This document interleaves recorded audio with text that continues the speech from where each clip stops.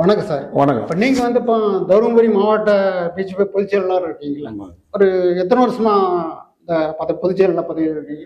நான் வந்து பார்த்தீங்கன்னா, இந்த ஒரு வருஷமா மாவட்ட தலைவர் சரவணன் அறிவிச்சதுலேருந்து எனக்கு பொதுச் செயலாளர் கொடுத்துருக்காங்க. ஒரு வருஷமா அந்த பணியை செஞ்சு அதுக்கு முன்னாடி அதுக்கு முன்னாடி மாவட்ட பொருளாளர், மாவட்ட பொதுச் செயலாளர், அணிப்பிரிவு தலைவர், இந்த மாதிரி பல்வேறு பொறுப்புகளை நான் வந்து வகித்திருக்கிறேன்.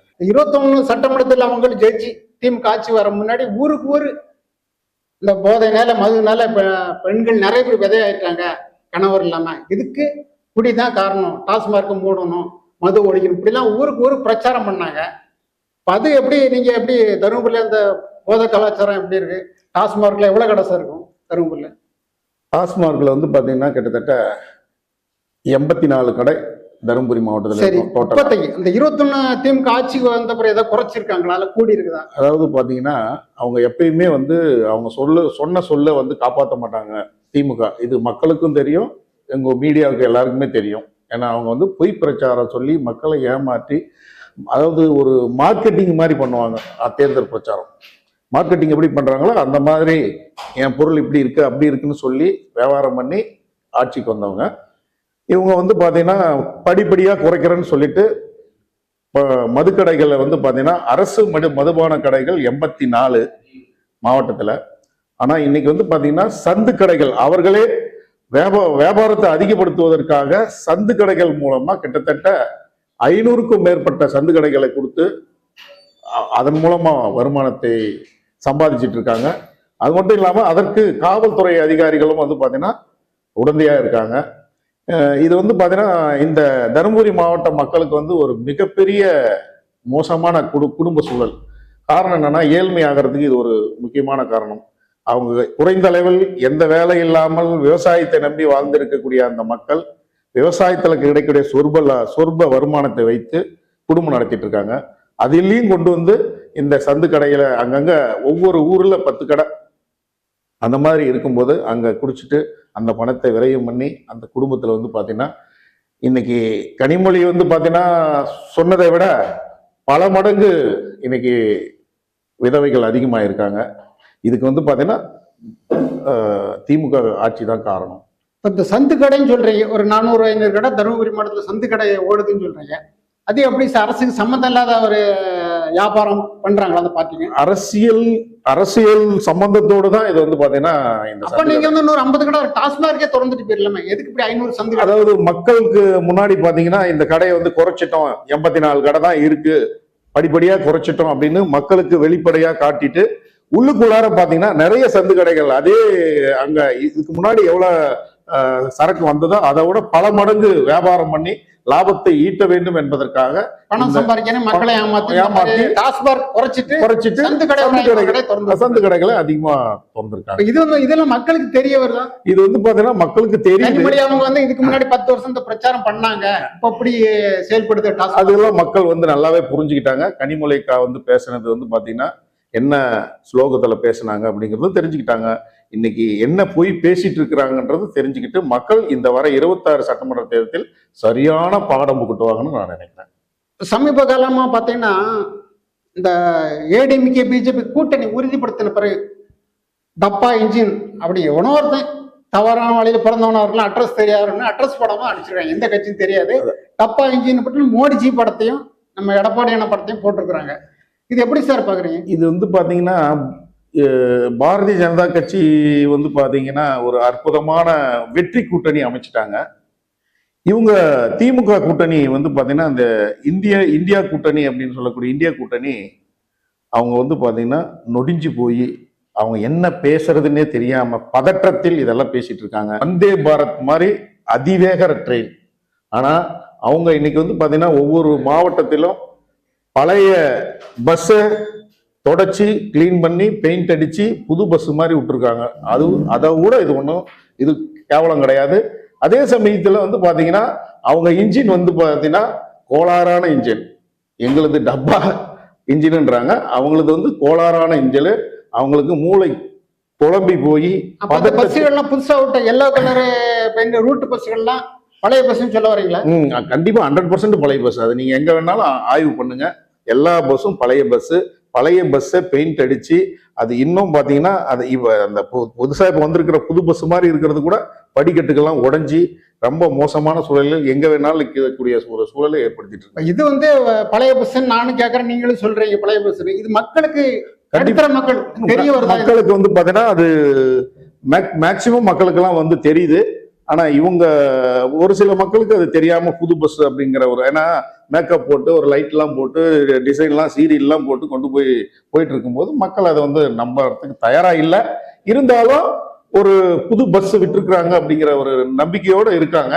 அது கிடையாது. நான் மக்களிடத்துல சொல்வது எல்லாமே இது வந்து பாத்தீங்கன்னா ரொம்ப ரொம்ப மோசமான பஸ்.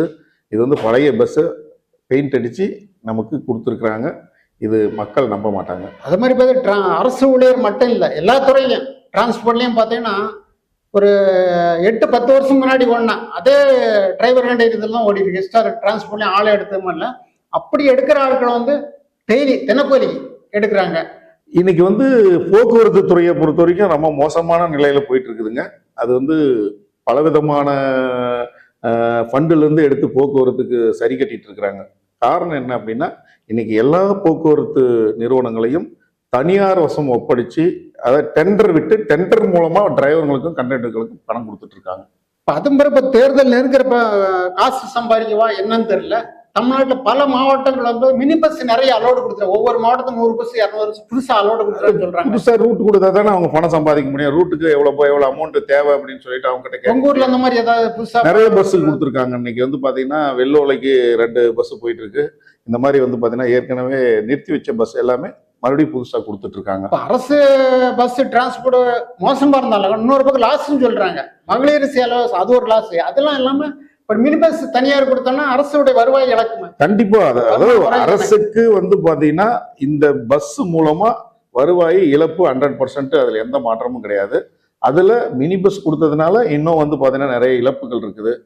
இவங்க ஃப்ரீ பஸ் கொடுத்ததுனால அதை விட அதிக இழப்புகள் இருக்கு. அதை சரி கட்டுறதுக்காக மற்ற ஃபண்டு எடுத்து இது பண்ணிட்டு இருக்காங்க. இது மட்டும் இல்லாம இதை தனியார் வசம் ஒப்படைச்சு அதன் மூலமா டெண்டர் விட்டு டெண்டர் மூலமா அவங்க வந்து பாத்தீங்கன்னா பிரைவேட் மூலமா தான் டிரைவர் கண்டக்டருக்கு இன்னைக்கு சம்பளம் போயிட்டு இருக்கு.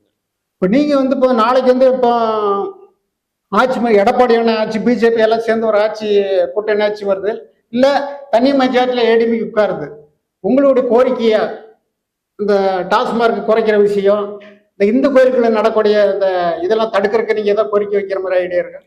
கண்டிப்பா வந்து பாத்தீங்கன்னா பாரத பிரதமர் நரேந்திர மோடி அவர்கள் இந்த நாட்டை உலகத்திலே முதன்மை நாடாக மாற்ற வேண்டும், வல்லரசு நாடாக மாற்ற வேண்டும் என்று கங்கணம் கட்டிக்கொண்டு இரவு பகல் பாராமல் உழைத்து கொண்டிருக்கிறார். அந்த சூழலில் அவர் நம்ம குஜராத்தில் வந்து பாத்தீங்கன்னா ஆட்சி செய்யும் பொழுது அத்தனை டாஸ்மார்க் கடைகளையும் ரிமூவ் பண்ணார். அந்த மாதிரி பாரதிய ஜனதா கட்சி ஆட்சி அமைத்தால் நாம் இந்த தருமபுரி மட்டும் கிடையாது, தமிழகத்திலே மேக்சிமம் டாஸ்மார்க் கடைகளை அகற்றப்படும். அதற்கான ஏற்பாடுகள் எங்கள் தலைவர்கள், எங்களுடைய மாநில தலைமை, மாவட்ட தலைமை, தேசிய தலைமை மூலமாக இதை வந்து மக்கள் நலன் மட்டுமே கருத்தில் கொண்டு செயல்படுவார்கள். அறநிலைத்துறை இந்து கோயில்ல நிறைய தவறுகள் நடக்குது, கொள்ளையடிக்கிறாங்க, மரியாதை இல்லை அப்படிங்கிற மாதிரி அறநிலைத்துறை வேண்டாம் அப்படிங்கிற பிஜேபி பக்கம் ஒரு டாக் போயிட்டு இருக்கு. அந்த விஷயம் நீங்க வந்து நாளைக்கு கோரிக்கை வைக்க வாய்ப்பு இருக்கு? கண்டிப்பா வந்து பாத்தீங்கன்னா அறநிலைத்துறைக்கும் இந்த கோயில்களுக்கும் எந்தவித சம்பந்தமும் அவர்களுக்கு கிடையாது. கோயில்கள் என்பது அந்தந்த அரசர்கள், அந்தந்த ஊர்ல இருக்கக்கூடிய ஊர் பொதுமக்கள் அவர்கள் பணத்தில் இருந்து அந்த கோயிலை நிறுவியிருக்கிறார்கள். அதற்கு உண்டியலும் வைத்திருக்கிறார்கள்.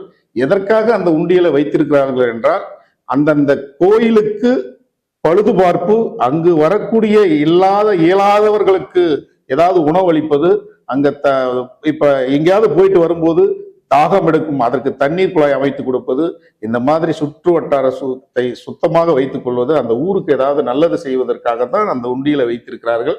அதுதான் அதுக்கு பயன்படுத்த வேண்டும். அந்த உண்டியல் பணத்திலிருந்து இவர்கள் மற்றவர்களுக்கு சொகுசு வாழ்க்கை வாழ்வதற்காக அல்ல. அதை வந்து நாங்கள் வன்மையாக கண்டிக்கிறோம். எங்க பாரதிய ஜனதா கட்சி மூலமாக ஏற்கனவே முன்னாள் தலைவர் அண்ணாமலை, மாநில தலைவர் அண்ணாமலை அவர்கள் அதை சொல்லியிருக்கிறார். அது மட்டும் இல்லாம மாநில தலைமை, மாவட்ட தலைமை, தேசிய தலைமை மூலமாக உடனடியாக இந்த கோயில்களில் இருக்கக்கூடிய இந்து அறநிலைத்துறையை உடனடியாக அகற்றிவிட்டு அந்தந்த கோயில் நிர்வாகத்திடமே ஒப்படைக்க வேண்டும் என்று என்னுடைய கருத்து. இப்போ சாதாரணமா தனியார்கிட்ட அது உங்கள்கிட்ட எங்கிட்ட ஒரு 50 பேர் 20 பேர் வரக்கூடிய கோயில் கூட அழகா வச்சிருக்கிறாங்க. ஆமா. ஆயிரக்கணக்கான லட்சக்கணக்கான வைக்கிற வரக்கூடிய பப்ளிக் வரக்கூடிய கோயில் வந்து ரொம்ப மோசமா இருக்கு. அதுதான் இதான் உடனடியே அது வந்து ஒரு சரியான ஒரு கோரிக்கை வச்சு மறுபரிசீலனை பண்ணணும். உடனடியாக நாங்கள் அந்த கோரிக்கையை வைத்து இந்து அறநிலைத்துறையை அந்த கோயில்களில் இருந்து அகற்றியே தீர்வோம். அதற்கான கோரிக்கையை மாநில தலைமைக்கும் தேசிய தலைமைக்கும் நாங்கள் வந்து பார்த்தீங்கன்னா குரல் கொடுப்போம். இப்போ தருமபுரியில நீங்க வந்து இப்போ கிட்டத்தட்ட ஒரு என்ன சொல்றதுங்க ஒரு 3-4 வருஷம் முன்னாடி பிஜேபி எப்படி இப்போ எப்படி சார்? இதுக்கு அதாவது ஒவ்வொரு காலகட்டத்திலும் பாரதிய ஜனதா கட்சி பார்த்தீங்கன்னா வேகமாக வளர்ந்துட்டு இருக்குதுங்க. இது மக்களுக்கு வந்து நல்ல புரிதலை ஏற்படுத்தக்கூடிய மக்கள் அதாவது மக்களை ஒருங்கிணைக்கக்கூடிய ஒரு அற்புதமான கட்சி, எல்லாருக்கும் எல்லாமான திட்டத்தை கொடுக்கக்கூடிய கட்சி பாரதிய ஜனதா கட்சி. அதனால வந்து பாத்தீங்கன்னா முழுமையாக இப்ப அதாவது ஒரு 3 வருடத்துக்கு முன்னாடி பாத்தீங்கன்னா ஒரு குறைந்த சொற்ப நிர்வாகிகள் இருந்தார்கள். இன்னைக்கு வந்து பாத்தீங்கன்னா பாரத பிரதமர் இந்த நாட்டை உலகத்தில் வல்லரசு நாடாக மாற்ற வேண்டும் என்பதற்காக இன்றைக்கு இந்த நாட்டுடைய வளர்ச்சி 4வது இடத்தில் இருக்கிறது. அதை 1வது இடத்திற்கு 47 அதாவது விக்சித் பாரத் அப்படின்ற ஒரு ஸ்ட்ராட்டஜில இந்த உலகத்தில் இந்தியா 1வது இடத்தில் முதல் உலகத்திலேயே முதல் நாடாக மாற்ற வேண்டும் என்பதற்காக பாரத பிரதமர் உழைத்து 4வது இடத்திற்கு இன்னைக்கு வந்திருக்கிறோம். இதெல்லாம் பார்க்கும் பொழுது மக்கள் அலையாக திரண்டு வந்து பாரதிய ஜனதா கட்சியில் இணைகிறார்கள். ஏனென்றால் இவர்கள் திராவிட கட்சிகள் எல்லாமே பிரித்தாலும் சூழ்ச்சியை செய்து கொண்டு இருக்கிறார்கள். அதாவது பாரத பிரதமர் என்றுமே ஒரு நாள் கூட ஒரு வார்த்தை கூட கிறிஸ்டியன், முஸ்லிம், இந்து என்று பிரித்து பார்த்ததில்லை. இந்த நாட்டு மக்கள் அனைவரும் ஒன்றாக இருக்க வேண்டும். இந்த நாட்டினுடைய பிரஜைகள் இவர்கள் அப்படி என்றுதான் சொல்வார். அவர்களுக்காக ஒன்று, இவர்களுக்காக ஒன்று செய்ததே கிடையாது. இந்த திராவிட கட்சிகள் முஸ்லிம் வேறு, கிறிஸ்டின் வேறு, இந்து வேறு என்று பிரித்தாளும் சூழ்ச்சியை செய்து கொண்டிருக்கிறார்கள். இது இஸ்லாமிய சொந்தங்களும் இந்த கிறிஸ்துவ சொந்தங்களும் நன்றாக புரிந்து விட்டார்கள். அவர்கள் இந்த 26ல சரியான பாடத்தை புகுற்றுவார்கள். அப்ப இந்த 2026 வரக்கூடிய சட்டமன்ற தேர்தலில் பிஜேபி அதிமுக கூட்டணி வந்து கட்சி வந்து மிகப்பெரிய வெற்றி பெற்று ஆட்சி அமைக்கும். மிகப்பெரிய 200க்கு மேல வந்து பாத்தீங்கன்னா சட்டமன்ற உறுப்பினர்கள் கொண்டு பலமான ஆட்சியை அமைக்கும். அந்த தருமபுரி மாவட்டத்திலும் மிகப்பெரிய ஒரு வெற்றி. தருமபுரி மாவட்டம் 5 தொகுதிகளும் என்டிஏ கூட்டணி, அதாவது தேசிய ஜனநாயக கூட்டணி தான் வெற்றி பெறும் என்பதில் எந்தவித சந்தேகமும் இல்லை. அதற்காக இரவு பகல் பார்க்காம நாங்கள் உழைத்துக் கொண்டிருக்கோம். பல பணிகளுக்கு இடையில எனக்கு இந்த பாரத் மீடியாவுக்கு பேட்டி கொடுத்த ரொம்ப ரொம்ப ரொம்ப நன்றி.